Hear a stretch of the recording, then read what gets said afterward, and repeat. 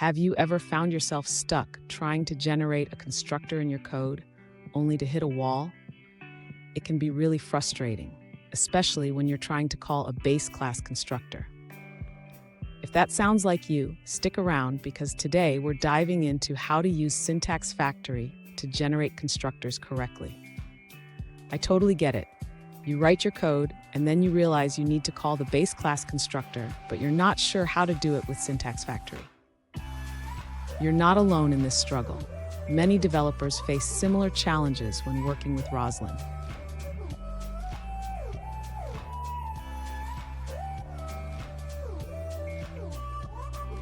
Let's take a closer look at the specific question at hand. One user asked, how do I generate a constructor that calls the base class constructor using SyntaxFactory?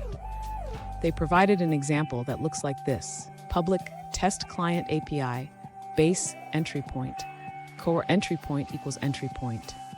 If this resonates with you, let's explore how to tackle this together. So, what's the deal with generating constructors in Roslyn? When you create a new class, you often need to initialize it properly, especially if it inherits from a base class. Understanding how to use SyntaxFactory to achieve this is crucial for clean and efficient code. And hang tight. At the end of this video, I'll share a quick tip that will make your coding experience with Roslyn even smoother. To generate a constructor that calls a base class constructor using SyntaxFactory, the user should start by creating a constructor declaration. This can be done using the SyntaxFactory constructor declaration method. Next, the user needs to add the base constructor call to the constructor body. This is done by creating an initializer using the SyntaxFactory constructor initializer method. Now the user should combine the constructor declaration with the initializer and the constructor body. This will create a complete constructor that calls the base class constructor.